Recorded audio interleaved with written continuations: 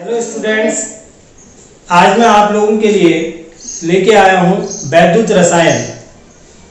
ये इंटर का बहुत इम्पोर्टेंट चैप्टर है और इस चैप्टर के अंदर यानी कि जैसे हमें नाम दिख रहा है वैद्युत रसायन यानी कि इलेक्ट्रोकेमिस्ट्री। वैद्युत रसायन का अर्थ है यानी कि यहाँ पर शब्द आया आपका वैद्युत, इसका अर्थ है इलेक्ट्रिसिटी और इधर रसायन आप जानते हैं कि केमिस्ट्री है। तो वैद्युत रसायन को अगर हम समझें तो वैद्युत रसायन है यानी कि इलेक्ट्रिसिटी का उत्पादन यानी कि ऊर्जा का उत्पादन रासायनिक अभिक्रियाओं के द्वारा अगर किया जाता है तो उसको हम कहते हैं वैद्युत रसायन। अब अगर ऊर्जा उत्पादन से अगर हम इसका संबंध निकालते हैं तो इसमें मेन चीज आती है सेल। बड़े सेल हो सकते हैं, छोटे सेल हो सकते हैं, अलग अलग टाइप के इसमें सेल हो सकते हैं। तो वैद्युत रसायन में जो भी सेल बनते हैं वो रेडॉक्स अभिक्रिया पर डिपेंड करते हैं। रेडॉक्स अभिक्रिया, रेडॉक्स रिएक्शन या इसको अपचयोपचय अभिक्रिया भी कहा जाता है।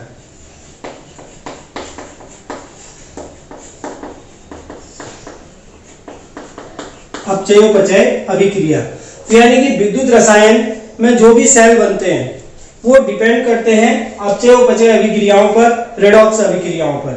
अपचयोपचय का आप मतलब समझते हैं। अपचयोपचय में क्या होता है, दो चीज होती हैं, अपचयन और उपचयन अभिक्रिया।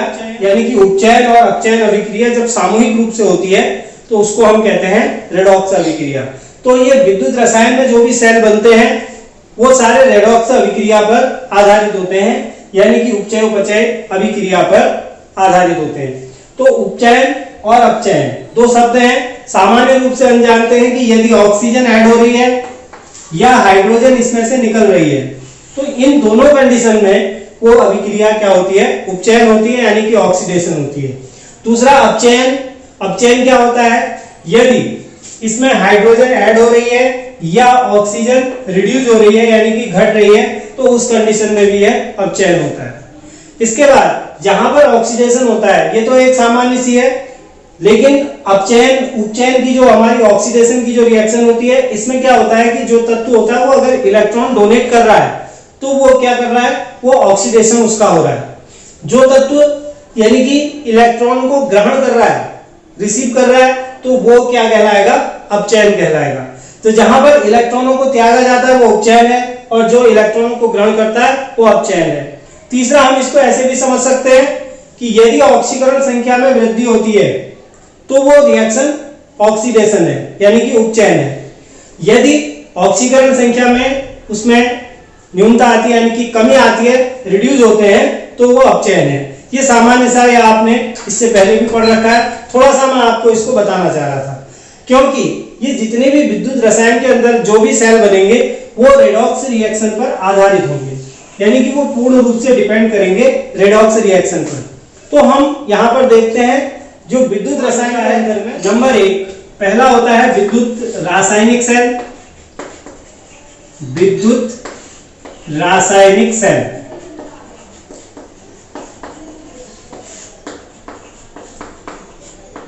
और दूसरा होता है विद्युत अपघटनी सेल। विद्युत अपघटनी सेल, तो इसमें जो होता है, जो विद्युत रसायन के अंतर्गत इलेक्ट्रोकेमिस्ट्री से हम दो प्रकार के सेलों का निर्माण करते हैं। एक होता है विद्युत रासायनिक सेल और दूसरा होता है विद्युत अपघटनी सेल। दोनों को आप यहाँ पर थोड़ा सा समझेंगे, थोड़ा सा ध्यान देंगे, आप बहुत आसानी से समझ सकते हैं। विद्युत रासायनिक सेल जो है, विद्युत रासायनिक सेल, इस सेल में रासायनिक ऊर्जा को विद्युत ऊर्जा में परिवर्तित किया जाता है यानी कि रासायनिक अभिक्रिया होगी, रेडॉक्स रिएक्शन होगी और रेडॉक्स रिएक्शन के बाद हमको क्या मिलेगी, एनर्जी मिलेगी। तो हम उसको कहते हैं विद्युत रासायनिक सेल। अगर इसका जस्ट अपोजिट हम कर देते हैं यानी कि हम बाहरी स्रोत से ऊर्जा दे करके रासायनिक अभिक्रिया को संपन्न करते हैं तो उस सेल को हम विद्युत अपघटनी सेल कहते हैं। तो सबसे पहले हम इसमें विद्युत रासायनिक सेल, तो मैंने आप लोगों को बताया विद्युत रासायनिक सेल ऐसी युक्ति होती है, ऐसा सेल होता है जिसमें रासायनिक ऊर्जा के द्वारा विद्युत ऊर्जा का उत्पादन किया जाता है। तो अलग अलग साइंटिस्टों ने अलग अलग समय में आकर के इसके बारे में रिसर्च की, तो उनके नाम पर इन सेलों को रखा गया है। मैंने जैसा आपको बताया, विद्युत रासायनिक सेल क्या है, जो जिसमें रासायनिक अभिक्रिया के द्वारा विद्युत ऊर्जा को उत्पन्न किया जाता है। तो वो सेल क्या कहलाते हैं? विद्युत रासायनिक सेल कहलाते हैं। विद्युत रासायनिक सेल के एग्जाम्पल वोल्टीय सेल, गैल्वेनिक सेल, ठीक है, उन नामों से भी हम इसको जानते हैं। तो इसकी स्टडी करने के लिए हमें पहले यहाँ पर एक हम एग्जाम्पल ले लेते हैं, गैल्वेनिक सेल। ये सारे सेल एक ही हैं, तो यहाँ पर हम एग्जाम्पल के तौर पर गैल्वेनिक सेल ले लेते हैं।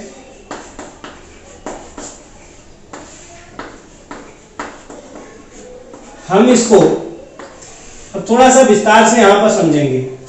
तो गैल्वेनिक सेल में अब ये जो सेल होते हैं, जैसा हमने इसमें आपको पहले बताया कि विद्युत रासायनिक सेल जो हैं ये क्या होते हैं, इलेक्ट्रोडों पर यानी कि अपचयन और उपचयन अभिक्रियाओं पर डिपेंड करते हैं। गैल्वेनिक सेल या विद्युत रासायनिक सेल रेडॉक्स अभिक्रिया पर आधारित होते हैं।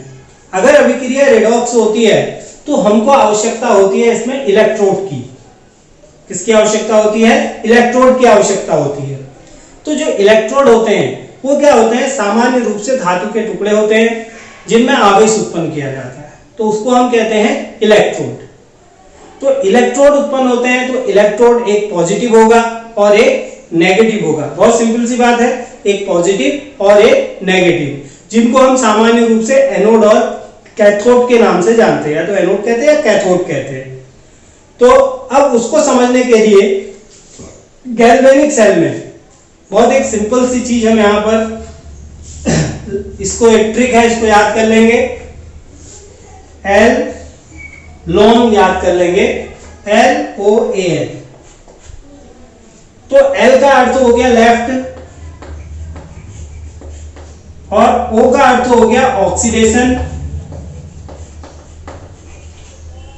A का अर्थ हो गया एनोड, एंड यहां पर जो चार्ज हो गया N का नेगेटिव हो गया। तो ये इससे हमको ये पता चल जाएगा, हमें याद करने की आवश्यकता नहीं पड़ेगी, खाली ट्रिक की सहायता से हम अंदाज लगा सकते हैं कि किस और किस तरह का इलेक्ट्रोड है। तो गैल्वेनिक सेल की सबसे पहले हम संरचना को डिस्कस करते हैं। यहाँ पर संरचना क्या है, ये हमने सबसे पहले इलेक्ट्रोड ले लिए। सबसे पहले हम एक बर्तन लेंगे, इलेक्ट्रोड इसमें डाल लेंगे। ये इलेक्ट्रोड है हमारे पास, एक इलेक्ट्रोड और एक इलेक्ट्रोड इसमें, दो इलेक्ट्रोड होंगे। तो देखिए यहां पर मैंने कहा था लेफ्ट और राइट, देखिए दो सेल इसमें बनते हैं। लेफ्ट साइड में ऑक्सीडेशन होता है और जो गैल्वेनिक सेल होता है ये जिंक एंड Cu यानी कि कॉपर से मिलकर के बना होता है। जो इलेक्ट्रोड होंगे जिंक और Cu, Zn और C यानी कि जिंक और कॉपर के बने हुए इलेक्ट्रोड इसमें होंगे। और इसको हम ऐसे दिखा सकते हैं, और यहां पर इसमें गैल्वेनोमीटर लगा रहता है। इन दोनों को इस तरह से जोड़ दिया जाता है। तो अब यहां पर है कि Zn और Cu, तो ऑक्सीडेशन की साइड को यानी कि लेफ्ट साइड में जिस ओर ऑक्सीडेशन हो रहा है उस ओर जिंक आएगा या Cu आएगा, ये यहां पर याद करने वाला विषय है। तो देखिए Zn की रिएक्टिविटी वो Cu से ज्यादा होती है, तो Zn जो होता है Cu से अधिक रिएक्टिव होता है, तो इस कारण से ये इलेक्ट्रॉनों को दान करने की क्षमता रखता है। तो जो इलेक्ट्रॉन को दान करेगा, मैंने पहले बताया था आपको, तो उस स्थिति में क्या होगा? ऑक्सीडेशन होगा। तो जिस ओर ऑक्सीडेशन होगा वो साइड होगी आपकी लेफ्ट, और ये होगा एनोड। तो ये एनोड हमारा बनेगा जिंक का। ये एनोड जो है ये किसका बनेगा? जिंक का बनेगा। दूसरी ओर जो Cu है, अगर एनोड जिंक का बना है तो जो कैथोड होगा वो Cu का बना होगा, यानी कि कॉपर का बना होगा। तो यहां पर ये चीज आपको क्लियर हो गई होगी। अब इसमें जो होता है एक दूसरी चीज, इसकी खासियत क्या होती है कि इसमें जो सॉल्यूशन भरा रहता है, खाली इलेक्ट्रोड तो काम नहीं करेंगे, ठीक है, तो उनके इलेक्ट्रॉनों को एक्सेप्ट करने या इलेक्ट्रॉन को रिलीज करने के लिए हमें कुछ चाहिए। तो इसमें एक सॉल्यूशन भरा होता है, जो लवण होता है, वो जिस धातु का इलेक्ट्रोड बना है सेम उसी धातु का इसमें विलयन भरा जाता है। तो जैसे यहां पर Zn है तो ZnSO4 का सॉल्यूशन इसमें डाला जाएगा।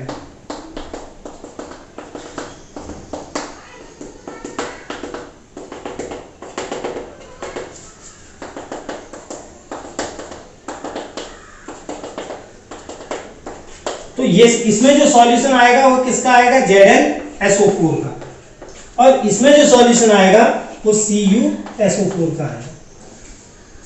ये हमारा एक तरह से सेल बन गया। अब इस सेल के अंदर में एक और चीज बड़ी महत्वपूर्ण होती है कि इन दोनों को जोड़ने के लिए, सर्किट को पूरा करने के लिए भी यहां पर एक लवण सेतु बनाया जाता है। इसको क्या कहते हैं, लवण सेतु कहते हैं।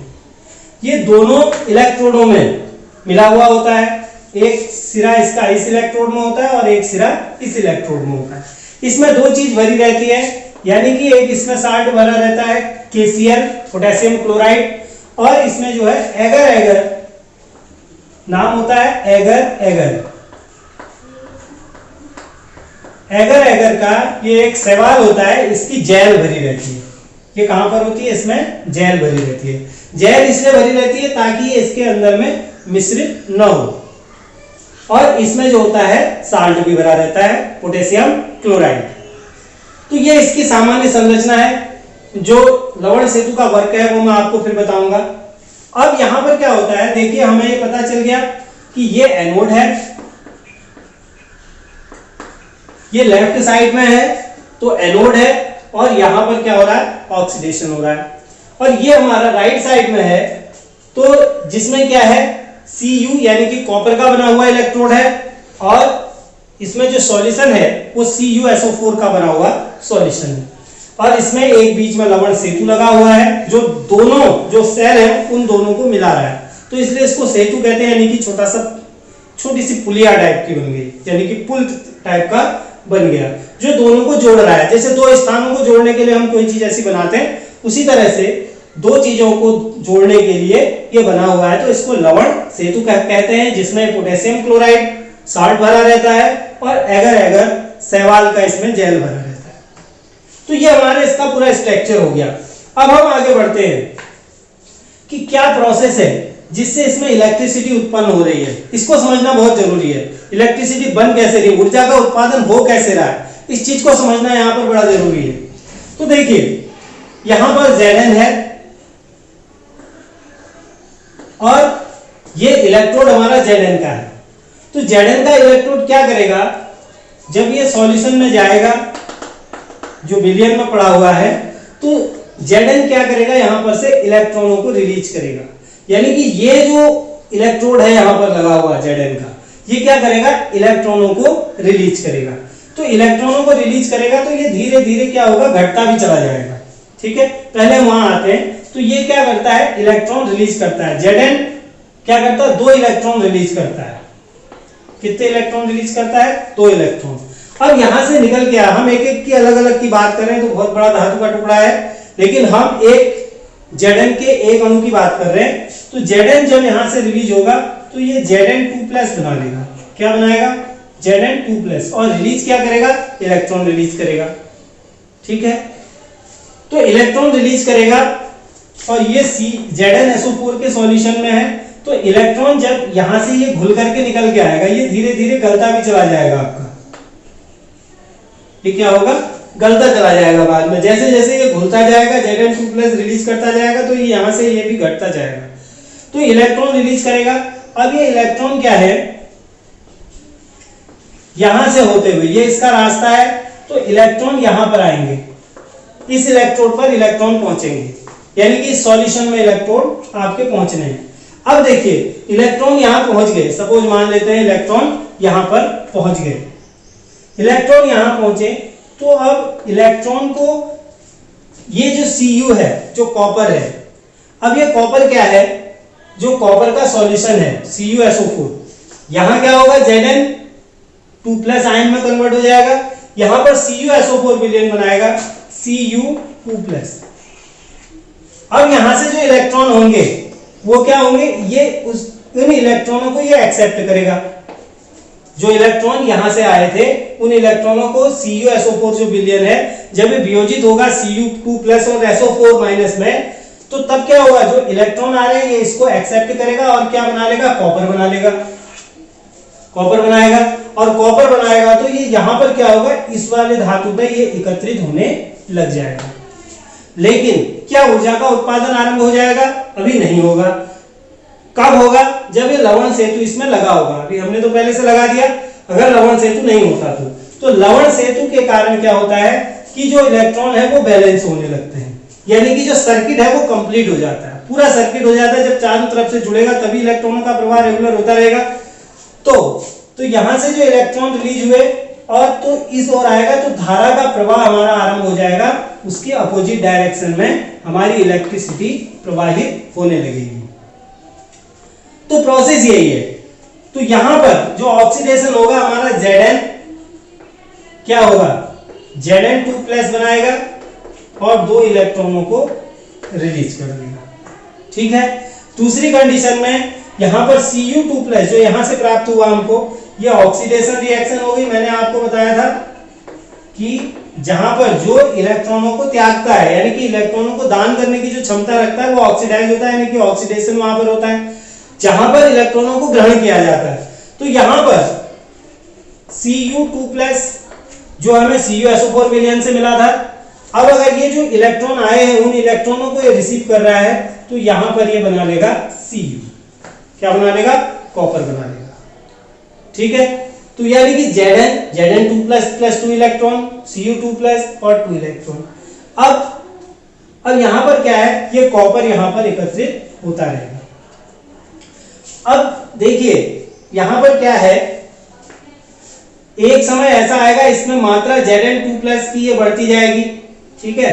और यहां भी SO4 आयन रिलीज होंगे और यहां से भी SO4 आयन रिलीज होंगे। तो इस तरह से इसमें बहुत सारे आयन फिर भी बचेंगे। तो उनको बैलेंस करने के लिए हमारे पास पोटेशियम क्लोराइड है, ये KCl है, K+ और Cl- में ये टूट जाएगा। ठीक है। तो तब क्या होगा, तो पोटेशियम जिस ओर, यहां देखिए ये जो कॉपर था Cu2+, इसने क्या किया, ये इलेक्ट्रॉन ले करके ये धातु में कन्वर्ट हो चुका है, बन गया। लेकिन यहां पर SO4 बचा होगा जो कि माइनस का होगा।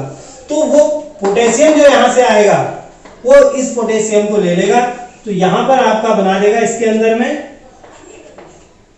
K2SO4 बना देगा। और यहां से क्या आएगा, Cl। और यहां पर क्या चीज देखिए, ये क्या थे, यहां से ये जो Zn था ये वियोजित हुआ था। ठीक है, वियोजित हुआ था। वियोजित होने के बाद यहां से जो ये हमारी धातु थी इसमें से ये टूट करके Zn2+ आयन बनाए और 2 इलेक्ट्रॉन। ठीक है। तो अब यहां पर देखिए, यहां पर क्या होगा, Zn2+, तो ये किसके साथ मिल जाएंगे, ये प्लस के हैं और ये Cl के हैं। तो क्या बना लेगा यहां पर, ZnCl2। तो यहां पर हमें दो चीज स्पष्ट हो गई, ZnCl2 बना लेगा, यहां पर आपका K2SO4 बना लेगा। इसका ये यूज है। यानी कि अब अगर हम आते हैं लवण सेतु का क्या कार्य था इसमें, पहला तो ये सर्किट को पूरा करता है, जो पूरा का पूरा सर्किट है उसको कंप्लीट करने का काम कौन कर रहा है, लवण सेतु कर रहा है। अगर लवण सेतु नहीं होता तो ये सर्किट पूरा नहीं हो पाता। ठीक है। तो एक ओर से आया, एक ओर समाप्त हो गया, सर्किट पूरा होगा नहीं। तो इसलिए सर्किट को पूरा करने के लिए लवण सेतु इसमें बनाया जाता है। दूसरा चीज है कि दोनों के बीच में उदासीनता बनाए रखने के लिए, कहीं धनायन और ऋणायन की संख्या में वृद्धि न हो जाए, कहीं पर कम न हो जाए, उसको बैलेंस करने का काम भी कौन करता है, लवण सेतु करता है। तो दो प्रमुख कार्य लवण सेतु के होते हैं। पहला कार्य लवण सेतु का क्या है, लवण सेतु का पहला कार्य क्या है कि जो सेल है इस सेल के पूरे सर्किट को पूरे करने का कार्य है, कंप्लीट करने का। और दूसरा कार्य इस लवण सेतु का क्या है कि उदासीनता बनाए रखता है, दोनों सेलों के बीच में उदासीनता बनाए रखता है। तो ये ऑक्सीडेशन हो गया और ये रिडक्शन हो गया। अब अगर हम इन दोनों सेलों को कंबाइंड कर लें, अगर इसकी पूरी एक संयुक्त रिएक्शन लिख लें, पूरे को कंबाइन कर लें, तो हमारे पास जो रिएक्शन बनेगी क्या बनेगी, चलिए इसका काम हो गया है, यहां पर हम लिख लेते हैं, समझा देते हैं आपको। Zn2 प्लस 2 इलेक्ट्रॉन, इधर है Cu2 plus 2 electron tends to Cu। अब देखिए अगर हम करते हैं इस रिएक्शन को कंप्लीट, 2 इलेक्ट्रॉन इधर साइड और इधर साइड, लेफ्ट और राइट में है तो कैंसिल हो जाएंगे, तो इधर हो गया Zn plus Cu2 plus tends to Zn2 plus Cu। ये इसकी पूरी कंप्लीट सेल अभिक्रिया हो गई, यानी कि पूर्ण अभिक्रिया ये हो गई। ये ऑक्सीडेशन था और ये रिडक्शन था, यानी कि अपचयन था, और इसकी ये पूरी अभिक्रिया हो गई, यानी कि संपूर्ण अभिक्रिया भी हम इसको कहते हैं, या इसको पूर्ण अभिक्रिया भी लिख सकते हो।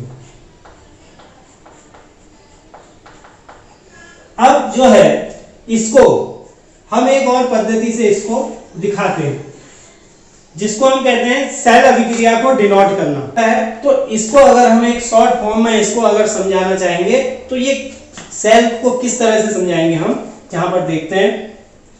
तो हमारा लेफ्ट साइड और राइट साइड, लेफ्ट साइड में हमारा क्या था, इस रिएक्शन को देखिए, ये इसी से हमने बनाना है।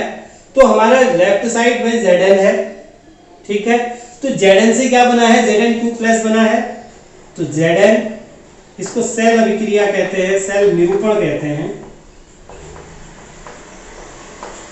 सेल निरूपण। तो यहां पर देखिए Zn को Zn2 में कन्वर्ट हुआ, Zn2 प्लस। अब बीच में इसमें क्या है, लवण सेतु है, तो लवण सेतु को हम इंडिकेट करते हैं ऐसे, और इसके बाद यहां देखिए क्या था, Cu2 प्लस, यानी कि Cu2 प्लस ऑब्लिक C, 1 मोल के हिसाब से हमने बना रखा है। तो ये सेल समीकरण, तो यहां पर देखिए पूरी की पूरी सेल समीकरण मैंने आप लोगों को समझाई है, ठीक है। ये यहां पर सॉलिड स्टेट में होता है, ठीक है। अब क्या होगा, जो एक चीज और ध्यान रख लीजिए, जो ZnCl2 होगा ये भारी होगा, ये नीचे क्या हो जाएगा, इधर एकत्रित हो जाएगा, ठीक है। ये रफ चीजें हैं, ये इसमें बनती हैं, नीचे की तरफ एकत्रित होते रहती हैं। उसी तरह से यहाँ भी ये यौगिक है जो बनेगा, ये भी इसी तरह से, ये तो चूंकि विलयन में रहेगा तो ये भी नीचे इधर बैठ जाएगा, और जो कॉपर है वो यहाँ एकत्रित होने लगेगा, ठीक है। यहाँ से, क्योंकि यहाँ पर इलेक्ट्रॉन रिलीज हुए थे, यहाँ से धातु घटती है और इस वाले में धातु बढ़ती जाती है। तो ये पूरा आपका विद्युत रासायनिक सेल यानी कि गैल्वेनिक सेल है। तो इसके बारे में कुछ और स्टडी करनी है वो हम नेक्स्ट वीडियो में करेंगे। तब तक के लिए